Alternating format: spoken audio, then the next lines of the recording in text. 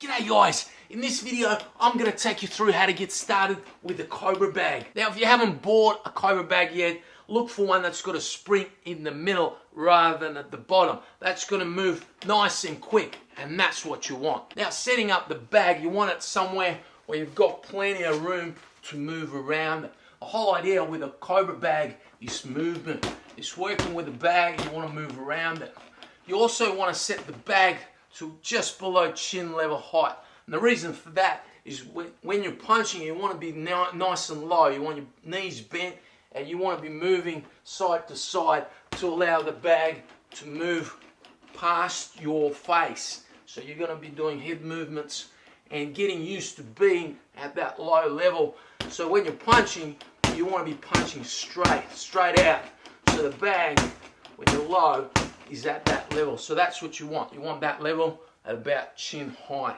You also want to be wearing gloves, ideally boxing gloves. Boxing gloves are going to give you the most amount of rebound because of their springy nature. Now if you've never used a Cobra bag before, it can be a little bit intimidating because the bag actually comes back at you. So as you punch, it's coming straight back to hit you, and if you're not prepared, it can actually hit you in the face. So the idea is to establish a rhythm. So you punch it and then you let it swing a couple of times. Punch, let it swing. Punch, let it swing. Punch. I'll let it swing once and then punch it again. So 1, 2, 1, 2, 1, 2, 1, 2, 1, 2, 1, 2, 1, 2, 1, 2. So there are your jabs. So you want to establish that rhythm from the beginning and just work with that rhythm. Move around, or try to move around the bag as much as you can. And just keep doing that until you get used to that rhythm. And then you can do the opposite side. I highly recommend doing both sides. So you might find it a little bit awkward jabbing with the opposite hand, but you've got to learn that as well, and it works out both sides. After a while, you get used to that rhythm, and you can start throwing in combos. So jab, cross.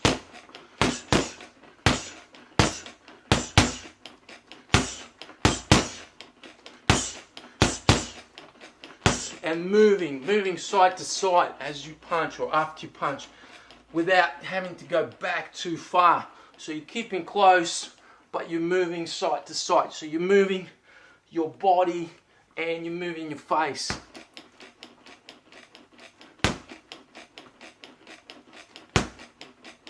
Almost letting the bag touch your shoulders. That's what you want to try and do. Is let the bag touch your shoulders if you can. So getting used to it, but keep your hands up.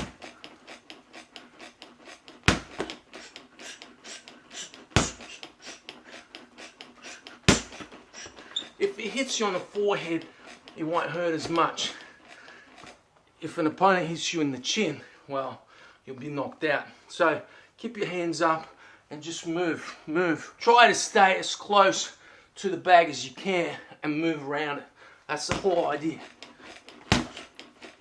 You can move back as well, but the idea is to try and move side to side. Now once you've established a basic rhythm punching the bag, you can begin throwing combinations. So double jab, hitting it on the rebound, triple jab,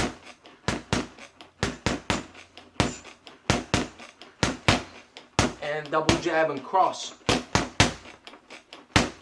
Don't forget to move, so continuously move.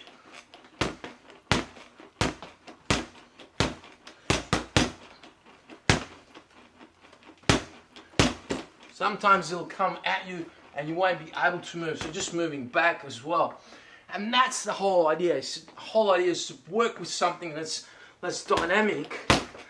Sometimes it'll come at you and you just block with your wrists as well. So moving close, just let it hit you.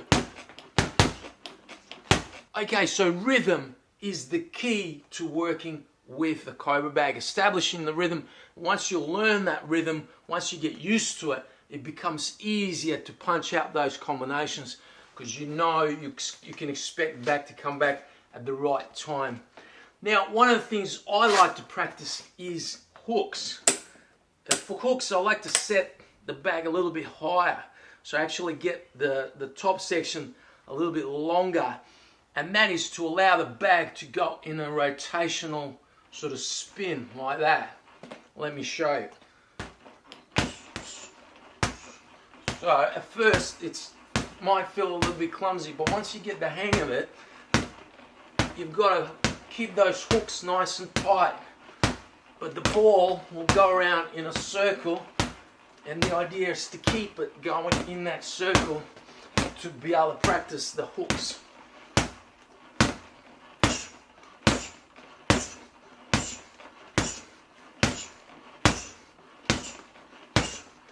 Now with your hooks, you want to lift that elbow when you're punching, same with the other one, but you want to keep them sharp and short. You don't want to be swinging it.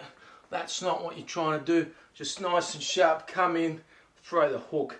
Once you get the ball going around in the circle, you'll find doing those hooks is really simple and really effective for your training of your hooks. Now, one of the other things I like to practice, I don't even need gloves for this, are elbows. Elbow strikes, and that's for MMA or Muay Thai. Now, I have a background in Muay Thai.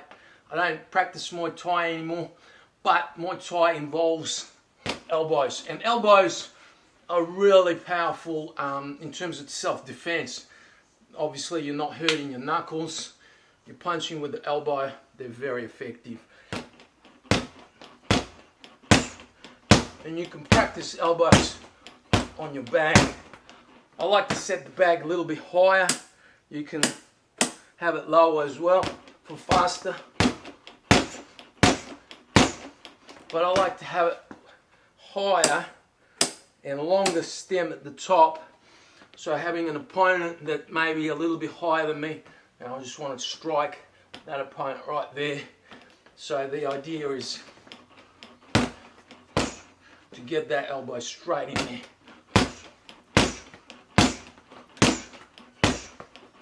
And after a while, you get the hang of it, you can do the other side. I'm not as good with the other side. But elbow strikes, great for self-defense, and you can practice them with your Cobra bag. And that's it for today, guys. Hope you get one of these from Kewlus.com. They're amazing Cobra bag, all modular, world's first modular Cobra bag. Check it out, go to Kewlus.com, and I'll see you guys in the next video.